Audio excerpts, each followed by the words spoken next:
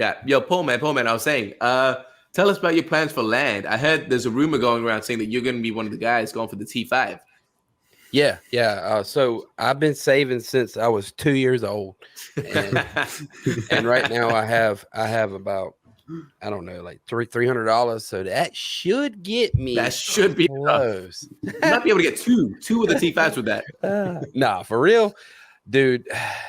I really want a T2. You know. Yep. But I'm not getting excited because I only got so much money to throw at it. Yeah. If I get a T1, I'll be happy. But I'll be more happier with a T2 or a T3. Yep. We just don't know. We just don't know. We're gonna start off at a Dutch auction. You know what's the tier 3? Is it starts at 20 ETH, right? Yeah. Yeah. All right. I'm gonna go down to T2. We're gonna go to T2.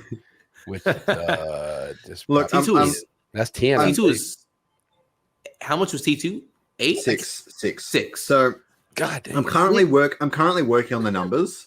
So before we continue talking about land, we do need to discuss quickly the SILV.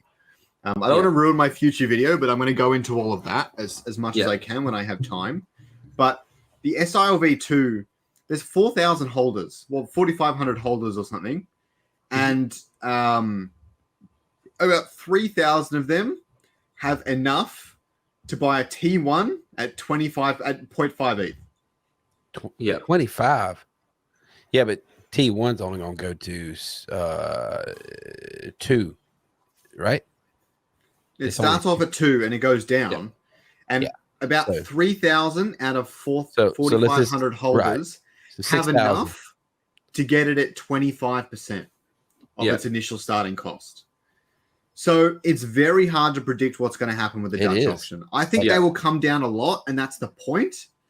Whether those SRV2 whales will kind of like spend buckets, I don't think they're silly enough to do that. I mean, if everyone doesn't have enough money, why would you go and buy them all up at expensive prices when it's going to come down anyways? You would try and front them. If you think it's going to go to 25%, then if you're a whale, you'd be buying at 30%. You know what I mean? Yeah. If you're going to stack it, but still, there's just not enough SILV2 for the land sale unless they all come down 10%. I'm going to do all those numbers. I haven't done them yet. But I was going to ask, what are you guys thinking? Like, because I've heard the consensus is around 50%. People are starting to look at, all right, once it goes down 50%, I'll start. Yeah. What are you guys thinking? I think 50% too. I'm looking at below 40. Below 40. You think I think we're going 40, below 40. 35?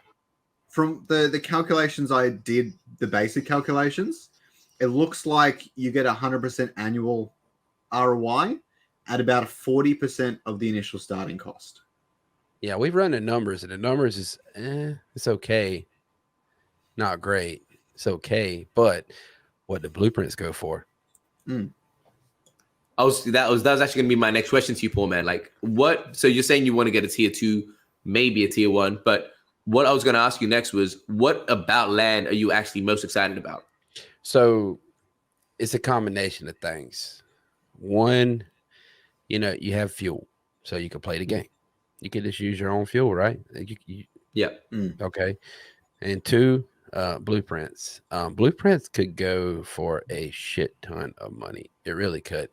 Because we just don't know how many alluvials is going to get scanned in like one day. Like, what if it's like one alluvial every 2 weeks? You know what I mean? We don't know. We don't know. Well, so the current number is 1 every 24 hours. So so scan look, 1 every 24 hours. Okay. How many plots? But it can fail. 20,000 the scanning processes and stuff can fail. So 20,000. You might have to scan it 6 times. Okay. Well, still 20,000 plots of land, right? That's not a lot. 1 million players. How many is over 1 million that's already registered to play, right? Yep. So 1 million players on the newsletter. Yeah. Dude, I think they're going to be really high for skins. I really do. Yeah. What I didn't realize until recently was that land tier, I thought it didn't affect blueprints, at least the speed you get them, but it affects the tier of alluvials. I don't know if this is hard, it's just a higher chance or a lower chance, but it affects the tier of alluvials. And stages and tiers are not the same thing. A rampy is a tier 5, okay? That entire line. So the only way to get a Ramfy to a Ramfire blueprint, potentially, or just a much higher chance to find them, you need a tier 5 land. I'm not entirely sure what that looks like, but that's something I did not realize. And I think Scoriox is a tier 4, so I'm screwed. Yep. Yeah, I mean, you still got a chance, right? Ideally. Yeah, hopefully. I think so. Yeah. That's how it works with the affinities. So if you have a water land, you have like a 95% chance to find a water alluvial, but you still can find others and things like that. I don't know if tiers work the same. I hope so. Paul, man, the last kind of question I want to ask about the land for use, because me and Scoriox have already talked about this in the previous episode. Actually, I don't know we have talked about this particular thing, Scoriox. I'll get your opinion as well. Paul, man, are you looking to buy with Sylv 2 or ETH? No, SILV2 is what I have. Yeah. The cool part about this whole land sale is if people buy it with SILV2, make sure I'm saying that correctly. I've been drinking, so you know how it is. I say Sylv 2, yeah. That's gonna take off the supply. Yeah. Of ILV. Yeah. Right. And if they pay with ETH, that's gonna give the token holders rev divs. Win-win. It's a win-win. I don't care, But me, SILV2 is what I would be using. And I don't want to use all of it because I want to use it in game too. You know what I mean? What if I find something that I really want? I want to have that money ready.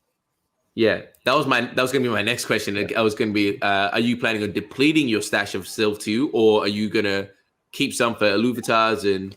Yeah, I will not deplete it. Game.